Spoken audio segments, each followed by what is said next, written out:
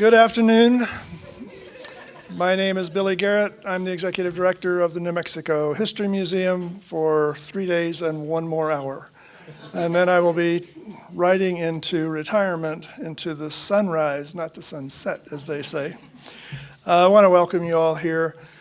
When I started at the museum in almost 7 years ago, one of the things I was surprised to learn was the history of the connections between the Palace of the Governors and the people who were there at the beginning of the century, the last century, and those connections which led to SAR and the History Museum. And one of the things that I resolved was that it was important for the History Museum to reach out to SAR. SAR actually was reaching out to us as well. But for us to find common cause around things that we do share in common. And so it's a great pleasure for me, as one of my last acts, to kick off the Hewett Seminar. And I want to thank Morris Foster for the work that we've done together. I think it's a great series that's coming up. And thank you all for being here.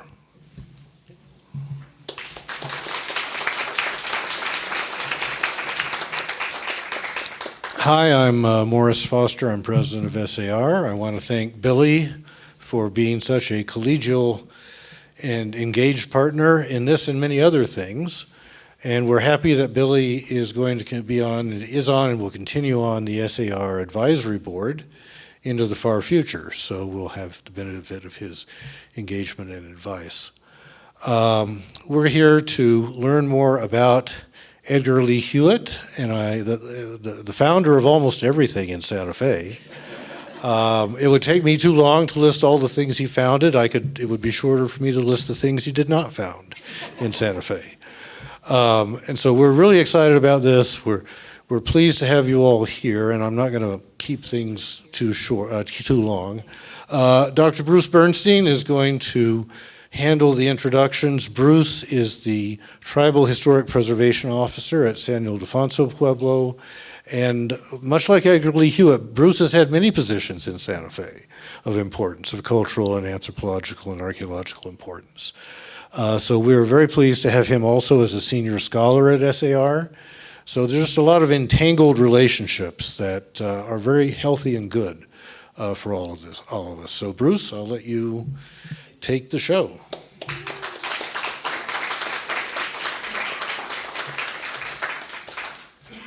Well, welcome everyone, and thank you for coming out today. We really appreciate you're here. Doing something about Hewett, talking about Hewett, has been a long time dream of mine, and with the assistance of the History Museum and SAR, we've been able to do that. Hewett, of course, founded the School for American Archaeology, as it was called, in 1907, and founded the Museum of New Mexico in the Palace of the Governors building in 1909, probably demonstrating his force and his nickname El Toro in both instances. On the east end of the palace building, the Historical Society of New Mexico was well lodged. They'd been there since the 1880s. And so one night in 1909, he had Jesse Nussbaum put a new door between the two sides of the building. That was his way of welcoming the Historical Society into the new Museum of New Mexico School for Advanced Research. Hewett was loved and loathed at the same time, and he did build and sustain Southwest Archaeology, the Museum of New Mexico, the School for Advanced Research, and Santa Fe as a destination and as an arts community as well. And as Billy said, he touched everything. And even being in Amelia White's living room today, this is a room he never would have entered in his lifetime. It is a room that Amelia White never would have invited him into during his lifetime. They had a very acrimonious, separate side relationship. But Hewett without a doubt would take full credit for the SAR today and being here in this room together. So thank you, Edgar. Rethinking Hewett celebrates the digitization of the Hewett Archives, photo and paper archives. And with me today are two colleagues, Hannah Abelbeck and Heather McClurg. and both have been instrumental in putting together this series. It's been a pleasure to work with them. I really appreciate everything they've done. Great partners in visioning and creating what we're here today to be. Hannah had also said about the papers, it opens space for conversation about the stories these records tell and those they've misunderstood or left out.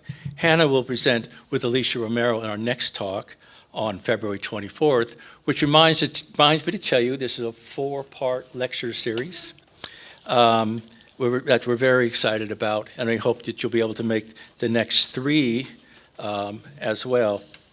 We're going to begin, we had thought that we would begin tonight's talk with Heather McClurg, the librarian at the Palace, to come up and show you just a few tidbits from what she has seen, found, learned from, clarified in the Hewett archives himself. So Heather, if you'll please come up. Thanks. Oh, I should say, this is one of the photographs out of Hewett's archives. I've been researching Hewett for probably 30 years, and particularly San Ildefonso's relationship with him. Don't worry, Heather, I'll make it short. And I saw the first time I opened the archives, and I searched for San Ildefonso, I saw this photograph.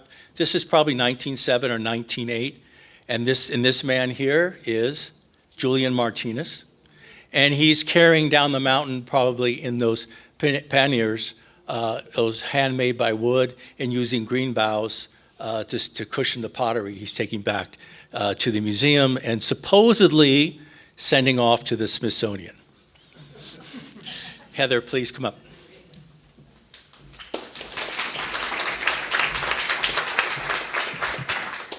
Thank you very much, Bruce. Okay. Good afternoon. Thank you to all you wonderful people for coming out and being willing to engage with history and archaeology and the ideas here. My name is Heather McClurg. I am a librarian and archivist at the Fray Angelico Chavez History Library at the New Mexico History Museum, and I was the manager of increasing public access to the treasures of Edgar Lee Hewett's American Southwest, the long title for the digital project that made all these materials that brought these amazing collections to the world and have brought us all together and given us full access, global access to documents to reconsider and rethink. So I just wanted to I have a visual aid. I did want to, because I'm going to throw a few numbers at you, but I did want to say that this is an archival acid-free document box. And this is 1 linear foot. It's based on the measurement on the front where it sits on the shelf. And that is important because I'd like you to keep that archival term in mind. The entire Hewett collection is 63,208 pages in 24 linear feet, about the equivalent, that and the equivalent of that. And each box feels like it weighs about the same as the core at the center of the Earth, but it's more about the size and weight of a medium-sized dog, so 1.5 corgis or a schnauzer. And since this is the first lecture in what I'm sure will be a fascinating series, I thought I would start at the beginning. In the early days of this project, I gave a talk to the Friends of History, the Friends group at the New Mexico History Museum. And it was a 45-minute espresso-fueled talk, and I barely scratched the surface of box 1. But I wanted to return to box 1 because it is the box containing the founding documents for the School of American Archaeology and the original name of SAR. And did I find them? And here are a few that I thought were interesting. Here is a copy of the resolution adopted by the Committee on the American Archaeology, Committee on American Archaeology of the Archaeological Institute of America. So that was the first institution where these ideas were brought forward to make a school of American archaeology. And this was in November 1908, and that put the force of AIA behind this institution. And this is a letter from John McPhee, who was president of the New Mexico Archaeological Society, which was founded in 1898. He was also a territorial judge And he is writing to ethnologist and AIA committee chair Alice Cunningham Fletcher about the offer of the Palace of the Governors to house the new school. And here is a very key sentence that is in the little blow up there. It is the further purpose of our society to organize a New Mexico branch of your institute with headquarters at Santa Fe, and to extend to the school, if established, every support that is at the command of our members and their friends. And there were some powerful, politically connected people who were fully behind this institution's formation. And they had a lot of different reasons for doing it, but there was people rooting for this place. And this is from a 1907 letter from Edgar Hewett to Alice Cunningham Fletcher on the undertakings of the School of the American Archaeology. And Hewett and Fletcher were friends. They knew each other from working at the Bureau of American Ethnology in Washington, D.C. With John Wesley Powell. And it was her AIA committee that was responsible for the resolution that brought the school here in the first document slide that I showed. And this is a plan for the establishment of the School of American Archaeology, probably from about 1907, 1908. And it looks like it's about number 12 or so. It looks like 111 there. You'll notice that, and this has a good summary. Whoops, sorry, I'm getting ahead of myself.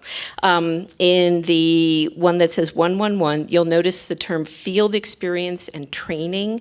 And this was Hewett's absolute favorite thing to do. He was very much about getting students out into the field. And he had been taking students out into the field since he was president of the New Mexico Normal School, when he started archaeology classes there, and men and women went out together. It was very controversial at the time, out into the field. Picnics, the school board called them.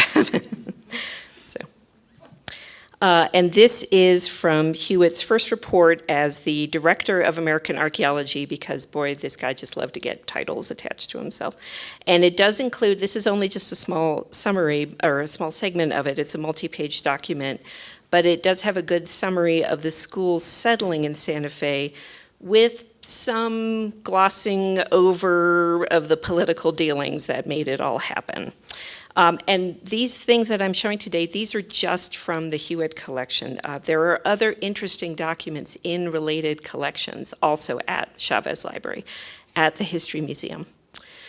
And when I look at these documents, I feel like I could keep going back and back and back on the movement to raise the profile of American archaeology until I am standing in Ohio in the 1840s in the Scioto River Valley with Edwin Davis and Ephraim Squire, authors of one of the first books on American archaeology that had been published by the Smithsonian Institution. And their book was Ancient Monuments of the Mississippi Valley. And there they were, looking at the mounds and the earthworks that were all up and down the Ohio Valley and thinking, what are those? Maybe we should take a look. And a lot of the work here today done at SAR actually started in this box that I'm talking about today. AC 105, Box 1, Folder 2. And when I see you all again on Tuesday, February 24th, please buy your tickets. We'd love to see you again.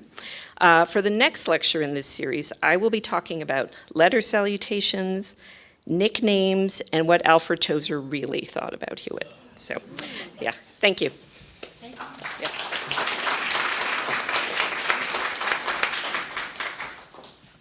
Thank you, Heather. That was terrific. You get a little idea of the depth of the Hewett papers. The first time I saw the Hewett papers, they were organized just as he had organized them. They were in stacks and boxes. And literally, you went through every page looking for things. There was no way to find anything else. I didn't realize there were 3,000 photographs until the digitization project. So there's so many wonderful things that I think that will come forward. So our speaker tonight is James Snead, who's a professor of anthropology at the California State University at Northridge. He completed his PhD at UCLA and has since provided a vibrant catalog of public presentations, papers, academic papers, and publications. He's also the author of Ruins and Rivals, Ancestral Landscapes of the Pueblo World, one of my favorites, and Relic Hunters, Archaeology in the Public in the 19th Century America. All three immensely readable and recommended to you. James is a Santa Fe native, growing his archaeological interests and credentials from a young age. He used to bathe in the pond at San Cristobal Ranch, unaware that there was a large ancestral village just over the hill and miles of petroglyphs throughout that. One day he was sitting at home and talking with a bud, and they decided they wanted to be archaeologists, and within a few weeks' time, James was out at Chaco Canyon during the days when they were first kind of uncovering, deciding what the roads were about, as well as the Sundagger as well. So it was an exciting time for beginning of a young Santa Fe lad. James has summarized Hewett's often praised and just as often maligned career as this. Traditional archaeological histories characterize Hewett as having been more of a politician than a scientist, a poor field worker, a negative influence, soon cast off by a younger generation of scholars. What is frequently overlooked in the disparagement of Hewett is his political power and influence in Western society of the day through membership in dozens of organizations, extensive correspondence, involvement in state politics, and above all, frequent public lecture tours. When I first began thinking about these lectures many years ago, I thought of James first as a person that I wanted to come, I wanted to work with. I needed someone to help me intellectually in organization of the seminar that follows, the advanced seminar later this spring. I again turned to James, and finally when Hannah, Heather, and I first discussed a lecture series, James was our first obvious choice. I might also admit that when I first read his Ruins and Revivals book, my self-absorbed first thought was, damn, I wish I had written that. Well, we all can't be James to think so broadly and big, at the same time considering the minutiae of archaeology, archaeological history and theory in ancient civilizations. But fortunately for us, we can enjoy and learn from his scholarship and sharp wit here today. James.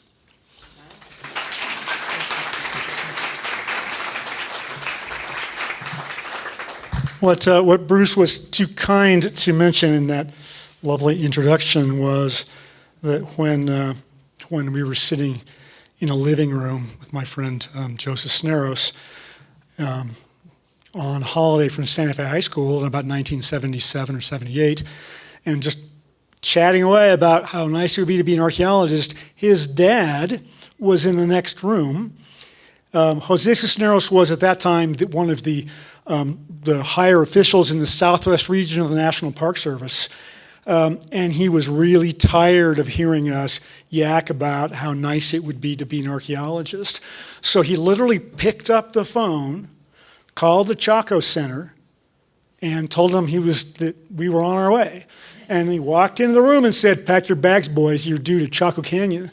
And we were, shall we say, a little startled about this, and maybe it was the summer, it was hot, and we weren't quite sure that we wanted that to happen in that way, but that was the way it went. So I'm grateful to Mr. Cisneros for that opportunity and others that came after this. I'm grateful to Bruce and to Hannah and Heather for this opportunity, for being here. This is one of the more remarkable rooms anywhere to talk about anything anthropological in, and in particular Edgar Lee Hewett, although as Bruce noted, wouldn't have ever been here himself. So I've got a little clock on the screen here, which I'm grateful for, because otherwise who knows where we'd end up. And so let's get started, and I'll try not to get too entangled with this subject. So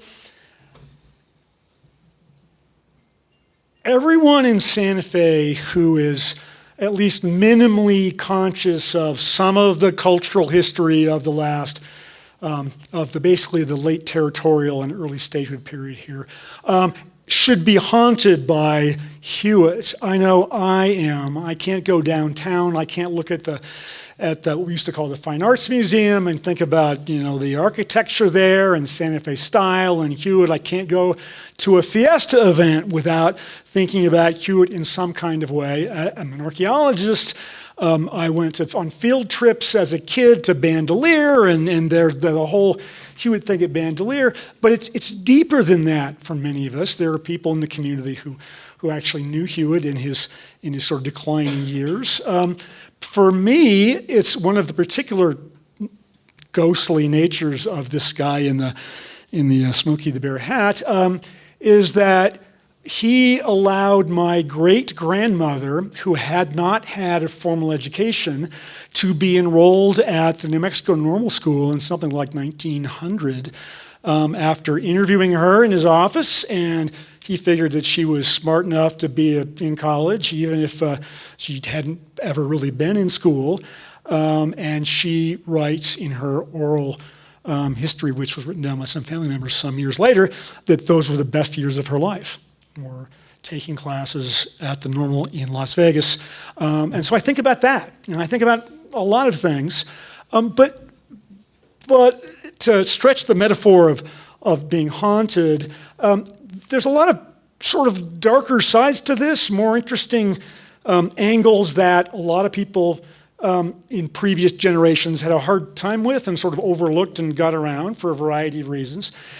And so one of the beauties of the work that Heather and her team have done digitizing all of those papers is it puts the whole story, at least as represented in that particular slice of documentary record, for people to make use of and to think about, and to maybe reevaluate some of these things. And it's good time for this for a lot of reasons. And so this lecture series and our seminar we're going to have in the spring, focused on Hewett. I was talking to Morris earlier on, and I noted that we've had just about everybody who Bruce and a few that I had suggested wanted to come to this. They're signed up. It takes not much arm twisting to get people to come to Santa Fe and talk about Hewett. And even though a few of us know each other, so it's going to be a really interesting time, and I'm really looking forward to where these things go. Well, we're not going to be haunted by this Hewett today. We're going to be haunted, or maybe a little bit, sort of a middle-aged archaeologist here in this famous photograph. We're thinking more about this Hewett, a photograph taken in 1893. The thing about Hewett and almost all of his contemporaries were there were no such things as professional archaeologists in the 1890s, or at least not until the middle 1890s. The people who were doing archaeology here, anywhere else, from Squire and Edwin Davis, mentioned a few minutes ago, they're doctors, they're educators, they're merchants, they've got all kinds of backgrounds, but they have gravitated towards archaeology for a variety of reasons of their own. Hewett was trained as an educator. He went to college in Tarkio, Missouri. He ended up after that at the Colorado Normal School in Greeley. And this is his graduation picture taken in 1893.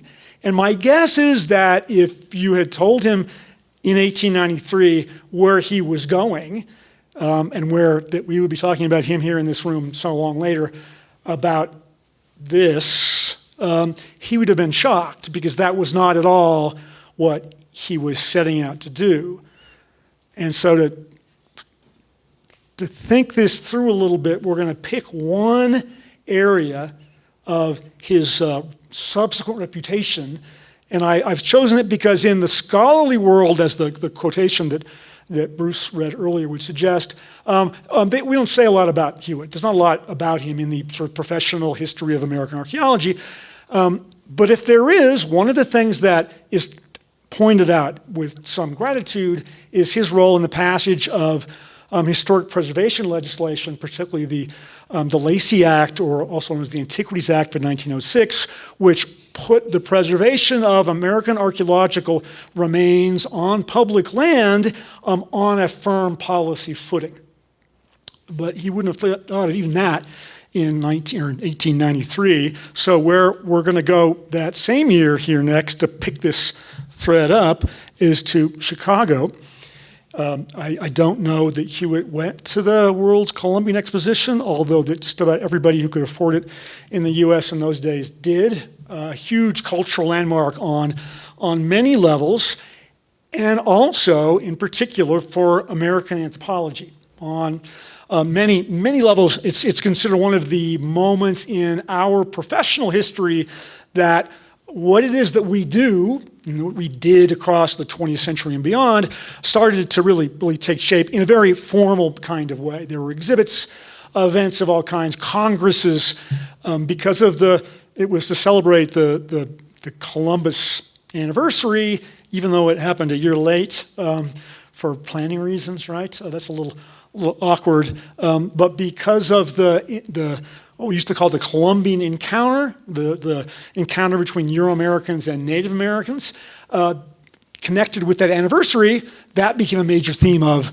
the White City, the World's Columbian Exposition, and anthropologists and archaeologists jumped on board that.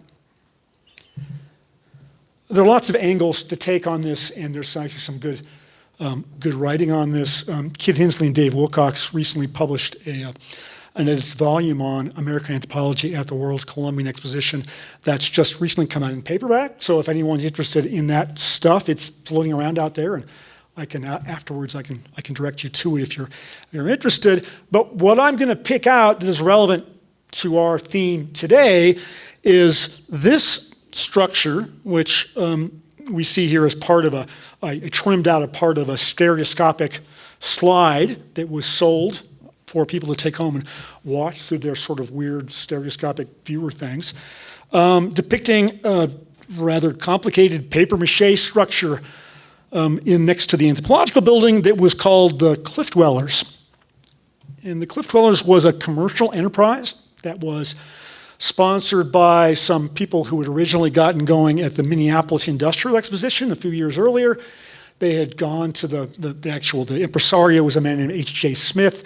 They had gone to Colorado, they had traveled around, they had picked up artifacts, they had conducted excavations. There's all sorts of stories to pursue about them. But they came to Chicago and built this replica structure as a paying concern, and people could pay their nickel or their dime or what have you, and could go through sort of an internal space with lights and exhibits and little dioramas of Colorado cliff dwellings, as they were basically in the sort of Mesa Verde region mostly. And it was a huge hit, a huge success. And there were some women who were around this cliff dwelling, involved with it at various levels, that I think made a profound impact on where this all was going next. The first one is Alice Palmer Henderson. That's a later photograph of her taken in 1915. I don't actually have an earlier photo of her. I found this just by accident in a newspaper. But she had been with the H.J. Smith expedition in southwestern Colorado and adjacent parts of Utah as a journalist, and had been basically their publicist. And for a period of time, the newspapers of the United States were full of accounts of what was going on in Colorado with these so-called mysterious cliff dwellers, under the byline Palmer Henderson. And one of the things that will no doubt not surprise the women in the room, but thereafter she was often thought to be a man, because and that's one reason I'm sure why she selected that nom de plume. And you can actually still read substantive histories today where the name Palmer Henderson comes up and it's assumed that she was male. One thing that Alice Palmer Henderson did there was she made a presentation in the World Folklore Congress on the work that had been done in southwestern Colorado. She was one of several women on the platform that day, and created quite an impression. I've got a quotation here from the Chicago Tribune. By the way, that's why I have this thing in my hand. I'm not going to be looking at it except when I wrote something down that I absolutely wanted to quote. So the title of the article was "Cliff Dwellers and Their Rights, Folklore Society Congresses on the Qualities of People Dead and Gone." And a little bit later, they describe Palmer Henderson's things. Mrs. Henderson has studied everything that has been written on the subject, and last fall made a trip of several weeks to the territory occupied by those prehistoric people, end quote. Well, also on the program for the World Folklore Congress was a woman whose married name was Virginia McClurg, Virginia Donahue McClurg. She was she was a resident of Colorado Springs. She had come out there as a young woman in her early 20s, in the early 1890s, because of a family friend, and came to Colorado Springs to spend a summer and liked it and kept coming. And they came down to Santa Fe in 1893 to see the Tertio Millennial Exposition, and she became a writer. And in some ways, like Palmer Henderson, started writing articles for newspapers that would get sort of published around and shopped around. She had been to Mesa Verde in an episode that is talked about to a certain extent, but is very poorly documented in the early 1894, 1895. It was one of her autobiography talks about this a lot, but there's some issues about when that happened and things. So I'm not quite clear about any of that, but she started writing articles about it.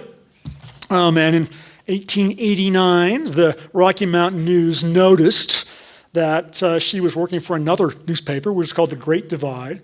And she said, Miss Mary Donahue will publish a series of papers describing a trip to the Aztec ruins, Aztec unquote ruins. And that doesn't mean Aztec in Aztec, New Mexico. That Aztec there was sort of a loose reference to indigenous peoples of the past of the American Southwest. And that's something that can be unpacked. And cliff dwellings of southwestern Colorado, end quote. But she wasn't in Chicago to talk about that. She gave a presentation on the Pueblo of Taos. She had a sort of an ethnohistoric talk and gave this presentation there. But I'm pretty convinced that she was in the room listening to Palmer Henderson talk, looking around the room, seeing how people were responding. She went to a reception at the cliff dwelling and sort of got a sense for the bubbling enthusiasm that was on display there, and pondered what was in it for her, just like Palmer Henderson was thinking about what was in it for her. Palmer Henderson had ambitions to become an anthropologist, and there was no path for her to be a professional in those days.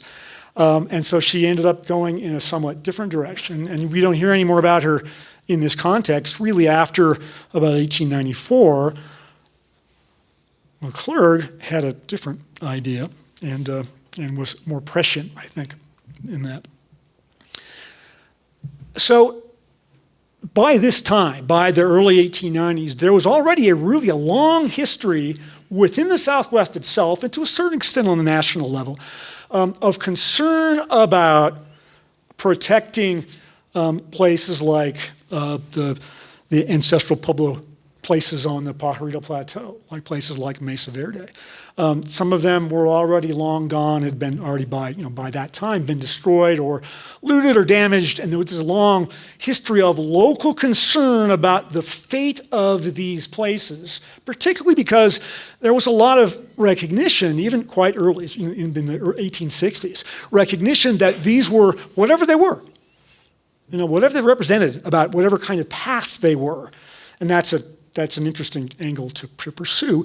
They had some local value. They were a local historic resource that nobody else had. And so they shouldn't be squandered. On the other hand, they were a very tempting resource to squander by local people. And so this is a picture taken from the archive in the Center for Southwest Research at UNM that was put together by a Santa Fe minister. His name was Horatio Ladd. This is Horatio Ladd and some friends up there digging holes in pueblos up there on the Pajarito Plateau. So there's this interesting thing about they should be protected, but maybe not from us, in a kind of interesting way. But that local, regional interest had been galvanizing, and McClurg saw this happening and went back to Colorado and immediately started to see what could be done about that. Well, she wasn't the only one. And I should note here parenthetically that traditionally in the United States, going back to the early part of the 19th century, historic preservation movements were led by women. And there's a long, interesting story there involved. They didn't tend to involve archaeology. They were mostly, preserving Mount Vernon in places like that. But women were really at the forefront of the whole enterprise of saving those kinds of places. And women in the West started building the argument that archaeological sites like Mesa Verde were the equivalent, not in a moral sense. All right, they're not. I mean, they are burdened by the prejudices of their era, like anybody else. But they started perceiving these places as potential resources, cultural resources, like other places that were being preserved, particularly in the East.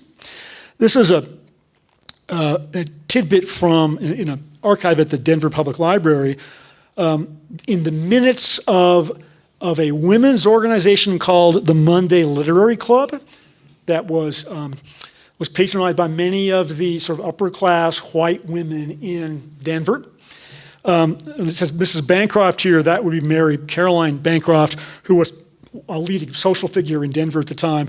This is in the minutes. And there had been a presentation by one of the other members about cliff dwellers that day. And at the end of the episode, and you can see that's the minute book over there on the right-hand side as it came out of the archives in Denver, Mrs. Bancroft read a petition to Congress asking that the section of country in which were found the remains of the cliff dwellers be set aside and preserved as a park, and invited the ladies present to sign the paper, end quote. And for a woman like this, and her peers to get involved with this kind of thing was particularly critical because they had access to political influence, because that was clearly what it was going to take. And any kind of movement to do this sort of stuff would require a very aggressive and targeted lobbying campaign. And I should say that this was something that Hewett also learned later on, and I think he probably learned it from this movement. And we'll get to him eventually. He's not gone forever. He'll be back. McClurg's strong point was she was perceived as a very strong lecturer. And she also had some means of her own. So she went out on tour, literally right after she got back from Colorado, from the exposition, and was all over, particularly the eastern United States, promoting the concept of preservation. So, and here, this is the lecture she gave at the Yonkers Lawn Tennis Club in Yonkers, New York. And that was one of dozens of places where she would come to town, make arrangements. She would give this thing, and women in particular would show up. And that network became pretty substantial and nationwide fairly quickly. And so the work that women were doing, particularly in Denver, connected to these things. And at federations of women's clubs all over the country, this issue would come up. There's a quotation I have for you here from the Kansas City Journal from 1898, where it says as follows: club women whose attention has been drawn to Colorado of late will be interested in the latest practical work, and the emphasis there on practical work is important for her audience, of the Colorado Federation of Women's Clubs in the preservation of the Colorado cliff dwellings. These wonderful mementos are in danger of destruction with the advance of civilization, end quote. So there's a lot happening in this regard. McClurg played a major role in this, but shall we say that she wasn't, I think at this point it's pretty clear, she wasn't much of a team player. in this regard. And she saw all these things moving and developing in certain kinds of ways, but she was dissatisfied with some of the directions this was taking, some of the ideas that were floating around, and she had her own ideas about that. So what did she do? She founded her own women's organization, the Colorado Cliff Dwellings Association. And as you can see here from some of their letterhead, they made the today unfortunate decision of using a swastika as part of their symbol. So that is problematic in our terms. And I am told, I don't read Latin, but I'm told that Dux Femina Facti, which was their motto, can be translated as, and the women shall lead, for the organization. And the women on her board, because some of them there are quite prominent in their own way, all Coloradans, and she was the regent general of the Colorado Cliff Dwelling Association, which became a profound political and social influence on what became lobbying and efforts to preserve Southwestern antiquities. And here's another look at them. This is from the San Francisco Call in November 1901. The title of that is, and it's not the best photograph, apologies, Enthusiastic Women Hew a Pathway to the Lofty Ruins of the Mesa Verde Cliff Dwellers.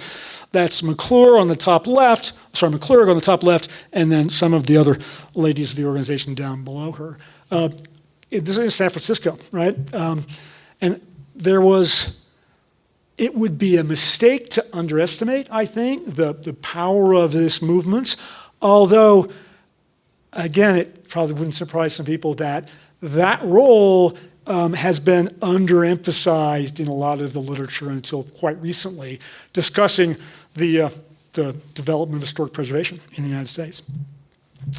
All right, so there are some interesting, and I'm calling them complications here, interesting side lights and tangents that went on at this time. And it tells us more about McClurg, to follow some of them. I'm going to follow one of them, at least, here, to trace it. And this is concerned with the indigenous places that we now know as Gran Quivira in central New Mexico. That's a picture taken by the peripatetic Southwestern booster and general sociopath Charles Lummis, and sold for sale in 1890. Gran Quivira and the associated Quarai and Abo, the Salinas Pueblos, had been, like other ruins and historical places in the Southwest, had been the subject of a lot of attention over the years. Interestingly, though, Gran Quivira was different because it had a resident, and that resident was a woman named Clara Corbin. Clara Corbin was actually legally blind at this point, but she and her husband had homesteaded Gran Quivira. And I won't get into the weeds about the Homestead Act, but basically they had applied to own it. They applied to the federal government to own 160 acres of the central part of the Pueblo.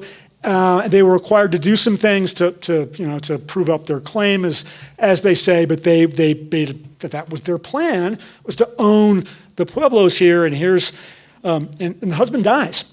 He was like a Civil War veteran and had been wounded, dies, and she stays on somehow at Gran Quivira. So sightless preemptor of prehistoric ruins here says she was held ghostly. That you can see what's going on. So a very sort of imaginative and complicated vision of what was going on at Gran Quivira. She wrote, what would you want to call it, a musical mystery? What she called it, a musical mystery, about what happened in the past at Gran Quivira. And I will tell you, I have not read it. But there's a beautiful copy in the UCLA Special Collections, and one of these days I'm going to sit down and read it from cover to cover. Clara Corbin was contacted by Virginia McClurg, who was in Colorado Springs. And McClurg writes her and says, we hear so many good things about you, and this is a great thing, and you're doing great things for women. Why don't you come up to Colorado Springs and talk to us about it? Which she does. And McClurg sizes her up, sizes up the situation, and files a lawsuit against her. Because she knows the rules about homesteads, and she can't imagine that Clara Corbin, who again, who's legally blind and seems to be a bit of a recluse and a little eccentric, could have done the things you're supposed to do, like plant crops and bring water, and the things you're supposed to do to prove up a homestead. So she sued her, and, well, I'm not sure you'd say that, but there was a legal action that was followed. McClurg challenged the homestead claim. And there was, so for a period of time in 1902, it was all over the papers here in Santa Fe because it was a little quirky. This happened all the time, except not usually were there ruins involved, and not usually was there a blind lady living in the middle of the ruins and being sued by another woman to get control of these ruins, because I think McClurg was hedging her bets here. Because everybody was thinking about Mesa Verde, but there were a lot of people stirring that pot.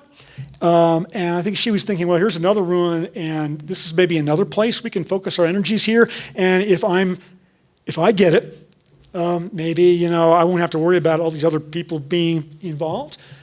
And I say this just because most of the people leading this fight, not all, but most, saw something in the future for them to be able to take advantage of.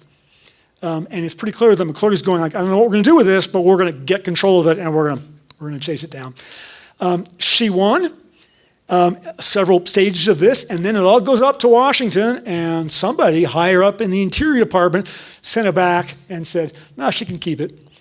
And the mystery, of course, is who was up there and who did she know and who got called, and so maybe we'll figure that out before too long. But I should also say that McClurg had by this time cultivated patrons in the Brooklyn Museum. And so she could use Brooklyn Museum letterhead and flash it around. And there's a lot of communication back and forth between her and Brooklyn. And it is actually kept, by the way, was drawn to my attention by the superintendent at Gran Quivira. So the Park Service has a handle on some of this, and a very interesting thing. Well, all right. Ultimately, after great stress and strain, and with the critical lobbying talents of Edgar Lee Hewett on a formal side, and the backing of the national women's organizations on many levels, the Antiquities Act is put before Congress, and one of the major players here would be the Smithsonian Institution. And after considerable discussion, it passed in 1906. And that's a typical headline of the era. American Antiquities Act to preserve them is going into effect. Government departments will divide responsibility. Ruins may be examined for public museums, etc. Okay, one of the important things to know about this, and that people often lose track of when they're thinking about the Antiquities Act, was it pertains only to federal land. So it has nothing to say about state land. It has nothing to say about private land.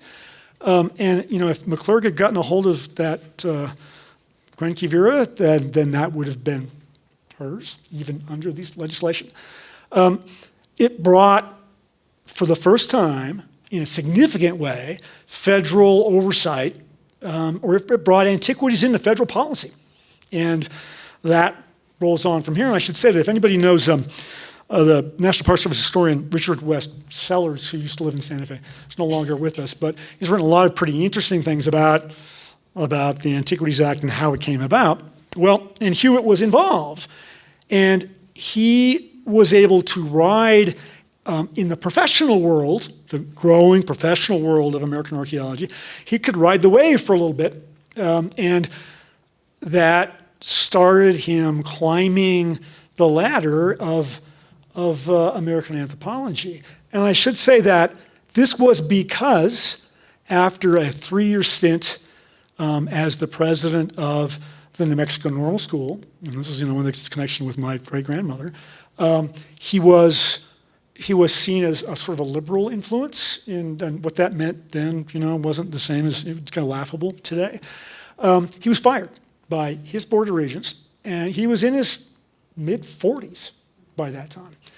And what does a mid-40s guy who thought he was going to be a university president and do whatever do thereafter? Well, he had been visiting archaeological places as a hobby on his summer vacations, and as was noted a little earlier, he took some students there on field trips and things, and he pivoted to that to see if that had more action for him, and he knew a little bit about it. At least he knew the ground, but because he was he had been a good university president, he knew how to schmooze people and talk to things, and that's how come he got involved with the Smithsonian, and that gets to this point. So it's a whole new gig for him, and he's able to use it to get places. Well, also in 1906, Mesa Verde becomes a national park. And as some of you probably know, a national park requires congressional legislation, whereas the Antiquities Act allowed for the president to create national monuments. It's kind of a different thing there. But so the goals of the women advocates and the goals of particular sort of active individuals like Hewett were accomplished in 1906. McClurg, maybe not so much, because again, she was in it was a complicated situation with many other people planning it. So she had proposals. A particular person she wanted to be the new superintendent didn't get elected, and all of a sudden people were realizing that they actually couldn't get their way much when the federal government was in charge, and there were other situations that had to be dealt with. And let me treat them as complexities here. Complications, again. On the right, this is one of my all-time favorite images, and this is something that Heather is in charge of down at the Ryan Helico Chavez Library. It's a newsletter that was published, prepared, not published, by some of Hewett's students and the attendees of some of his archaeological schools in the Frioles Canyon in the early 1910s. They were fortunate, we are particularly fortunate, that one of his people that worked for him was a very talented young artist. His name was Don Beauregard. And so there are amazing caricatures in the first year of the Frioles Gazette. So that would be Hewett on the left. That would be his associate Lummis down there on the ground. They're headed out to do some field work somewhere on the Pajarito Plateau. Except that that's federal land. And after the passage of the Antiquities Act, they had to ask. They had to apply for permission to work on federal land, and that proved difficult. I think of this, and I call this the Academy Strikes Back, because it was the people who thought that by passage of this law as professionals, that would kind of clear the way for them, and it turns out that the government regulations had requirements, like you had to write reports, and you had to make maps, and you had to do certain things, and Hewett and his associates thought this was outrageous. He writes a letter to Lummis in 1907 after a strenuous bout with some federal authorities. He said, all the red tape was gone through and every condition of those cussed rules I adhered to. There was a little Smithsonian meddling that I didn't quite like, and on the whole, it riles me, end quote. Lummis and Hewett actually, by, I think, very creative lobbying, managed to prevent the government from, they could hijack the regulatory process so that efforts to make kind of a cohesive set of federal regulations about antiquities never happened. And so each federal bureaucracy made its own in the end, and they could kind of play them off against each other. And that problem actually still exists today. So a complication may be unforeseen, and a complication that you will not see in the historical literature about the Antiquities Act, which is often seen as a great triumph, and it certainly is, but there's some interesting twists and turns to where it went. Well, there were other complications, and one of those, and many of you know about this, was in 1908. A company got together and bought a so-called cliff dwelling in southwestern Colorado, dismantled it, moved it to Manitou Springs, adjacent to Colorado Springs, and rebuilt it there as a tourist attraction because it was hard to get people all the way out to Cortez, and people in Colorado Springs didn't get any business, so maybe this would help there. And Virginia McClurg was deep in this in a way because she sort of saw it as another opportunity that may happen. Hewett was also in it, but tried very hard not to look like he was in it. And so he would make various kinds of noises about sort of making it work for everybody. So what do we say here? One of the women in Colorado, a woman named Lucy Peabody, he was very sort of talked to him a lot. Pointed out what a disaster this was for the preservation movement and for a lot of things. She says, "I regret exceedingly that this miserable business could not have been stopped. Since it was impossible, as you say," meaning as Hewett has told her, "the less notice we take of it, the better." And that's sort of been, well, for a long, not so much lately, for a long time, that was sort of the Southwestern anthropologist's perspective on this thing, which is still there in Colorado Springs. So things were happening, and this is now the time, and I appreciate Heather's going through a bit of the institution creation, because I'm not going to talk about that because that would keep you here for a lot longer. But this is 1907, 1908. This is when things are happening in Santa Fe, establishing the museum. It comes up pretty quick, establishing the School of American Archaeology.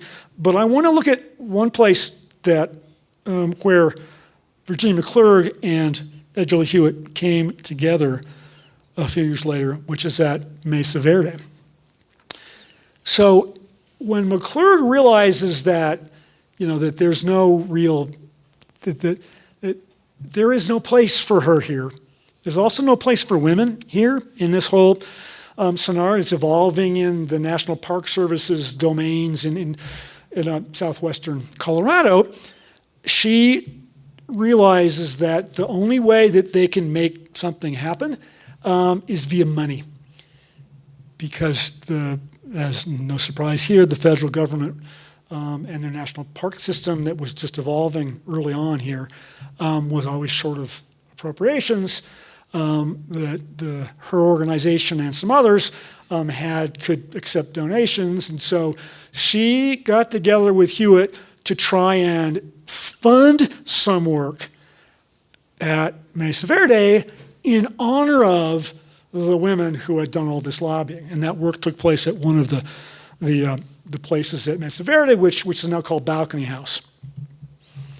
So here's a letter from McClurg to Hewett. We could sit here and look it up right now. In one of the scans one of the elements of the papers that have been scanned are now available to the public, writing to him in very friendly terms. "I am about to suggest this, that your association," meaning Hewett here in Santa Fe at the School of American Archaeology, "should apply for and secure the permission to excavate at Balcony House to save the looting of the ruin by the Smithsonian." This summer, meaning before you get the permit, you and I would meet there at Balcony House and make our plans, perhaps take out a few stones to show that we mean business, end quote. So they become, for a period of time, they become partners. So in some of Hewett's letters here, and this is in September of 1910, there's a letter from McClurg to the treasurer of the whole Archaeological Institute of America, of whom he was sort of a subset. "I have the honor to transmit to you from the Colorado Cliff Dwellings Association $838 the Colorado Cliff Dwellings Association has appropriated to the restoration of Balcony House, Mesa Verde Park, Colorado, to be undertaken by Director Edgar Lee Hewett of your association," end quote. And the correspondence about Balcony House is fascinating, and I'm not going to oppress you with this here because we're getting close to wrap-up time.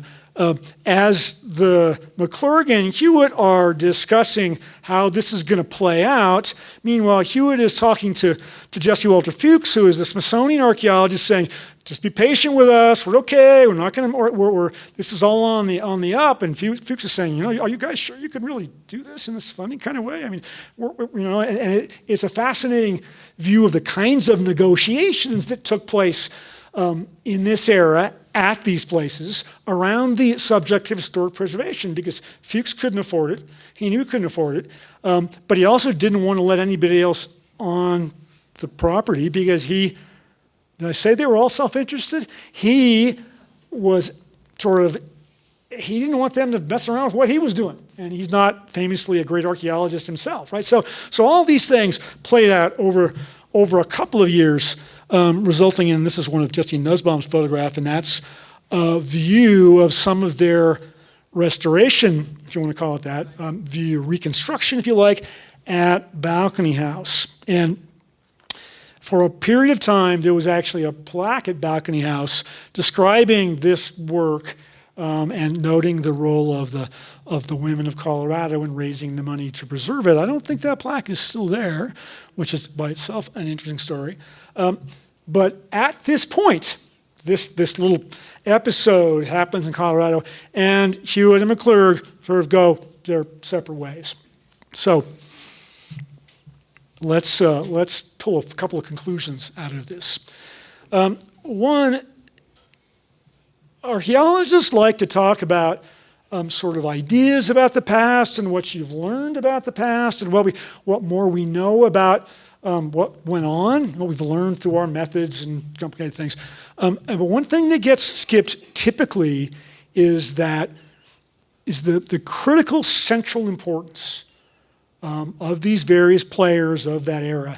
Not in their discoveries, they're all terrible archaeologists, not in what they learned, but in this, which to them was sort of a sidelight, was in the preservation of these places and the attraction of the attention of the American public to their importance. And that's central.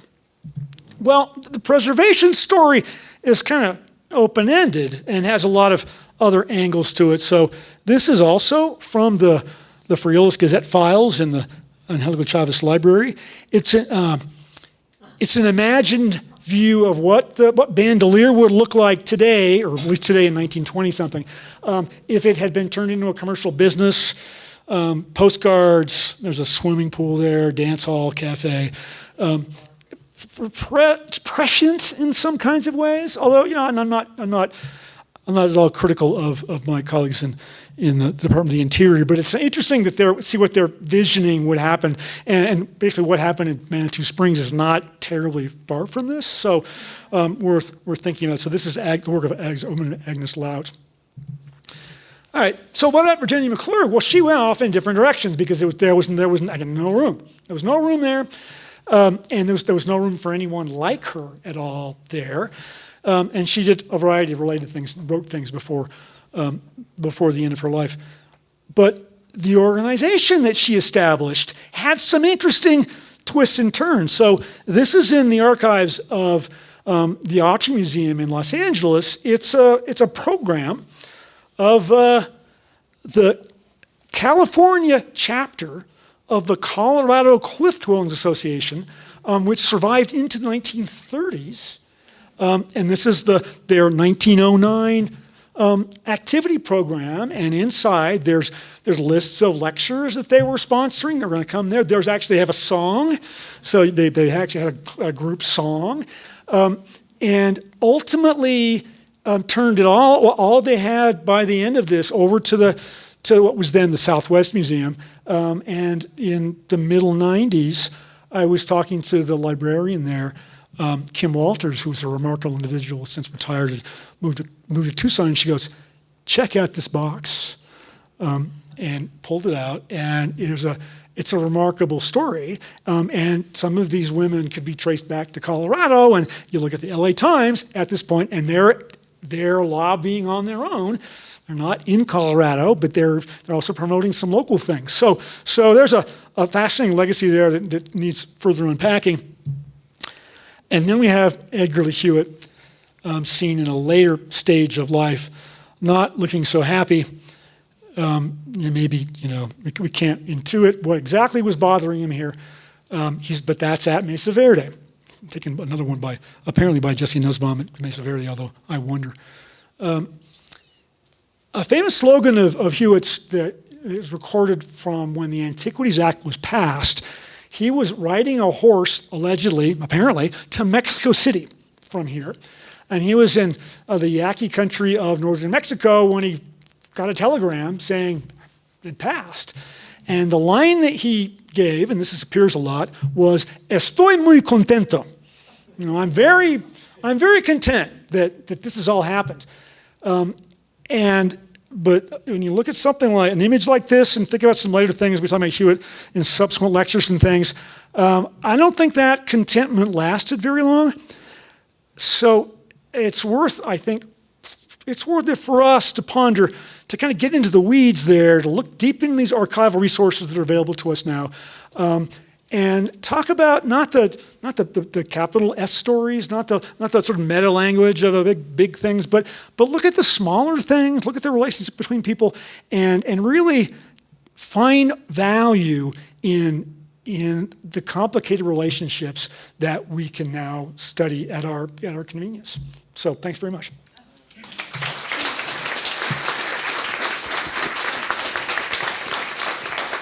We will have a few minutes for questions, and there are mics here, and so just raise your hand, and we'll call on you and go from there.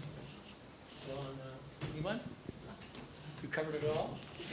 Every I scrap. have so many questions Every for you. scrap. Well, you can ask one. No, You want to? Take a mic.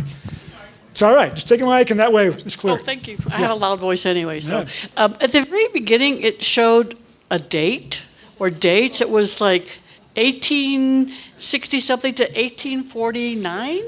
Well, no, there should be 19, right? So, Thank you. I was wondering if I missed thanks. something. No, yeah, Okay. you did and I did. So thanks for pointing out 1946, right? Something like that. Yeah. Thanks. Just, well, let's get a mic to you. The ruins in Manitou Springs, where did they take them from? I didn't hear you. They took them from, well, there's some complicated stories there, from allegedly private land in southwestern Colorado or adjacent Utah. And they rebuilt them in their own way. So it wasn't as if they, so it did not, which the thing that's interesting to think about is sort of that's what they did at Chicago with that cliff dwelling, but they just, that was imaginary. And they didn't use original parts because, of course, they might probably thought about it. I think they did. But it was expensive to ship all those stones to Chicago, so this was not a new idea. The Manitou Springs, they dismantled a standing pueblo, and part of it had fallen down, and they numbered every single piece, loaded it on a rail car, and brought it to Colorado Springs, and disregarded any number on any piece.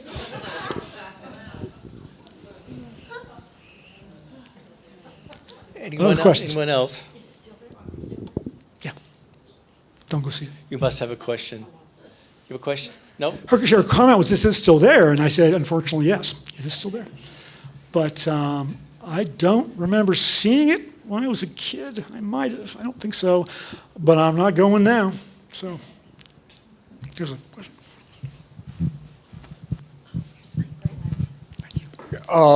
You were talking briefly, he is a Okay, could you expound a little more about Charles Lummis? Because he had a vested interest in Los Angeles, and did he later get involved with this group of women? Yes, well, yeah, yes. Yes, and that thereby hangs a story. And I'll say this by way of introduction, that Hewett plays a large role in my book, Ruins and Rivals, Lummis. And so I spent a lot of time looking into his history. And because I'm now based in Los Angeles, I have spent some more time there. Lummis was a very complicated person, and did a lot to promote the kind of romantic image of the American Southwest that sort of took hold in the late 19th, early 20th centuries. These days it's hard to get around the sort of dark side of Charles Lummis. And I actually published an article in El Palacio a couple of years ago, which some people may have seen. If you haven't, it's not tooting my own horn here, but it's worth looking at. It is the best documented case of sexual harassment in an archaeological context that I have ever seen, courtesy of Charles Lummis keeping everything. And so, a smart guy, eccentric guy, deeply misogynistic, and his legacy is problematic. So there's a book that I could write there about Lummis, or probably about the extraordinary women that Lummis treated badly. But I'd have to spend a couple years with him, you know, and I don't think I've got the stomach for it. So yeah, but he and Hewett were deep in cahoots with each other. Hewett was, as far as we can tell, did not share some of Lummis's attitudes. He was apparently much more of a Victorian rectitude kind of 19th century guy. Lummis was not. Yes, please.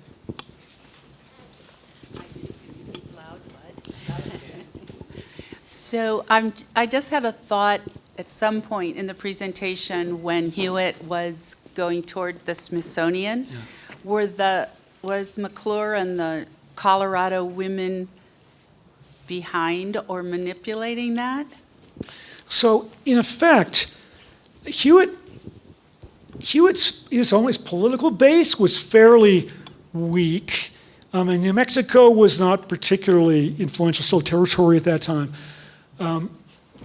McClurg had access to a much more engaged political community in Colorado, and there's a lot of commentary in the correspondence about talking to the senators from Colorado and the representatives. So they basically lobbied Congress. And Hewett's angle was more, and he worked with the Smithsonian on this, to work kind of the bureaucratic side of it.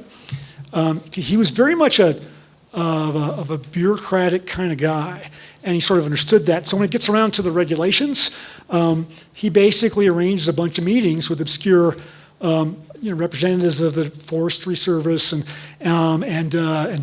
that's how he can mess it up. He doesn't necessarily have the ear of Congress.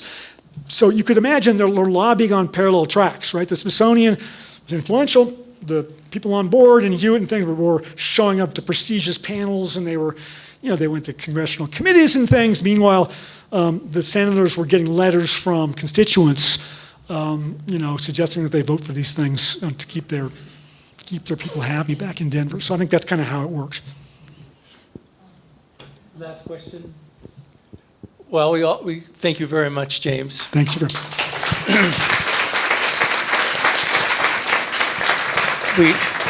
We look forward to seeing you on February 24th when Hannah and Alicia, thank you, will be presenting. And then again in March, Joseph Woody Aguilar will be presenting about Hewett's legacy to his community, San Ildefonso. And then I'm the runner-up at the very end and making sense of all this for all of us. So thank you again for your attendance, and see you soon.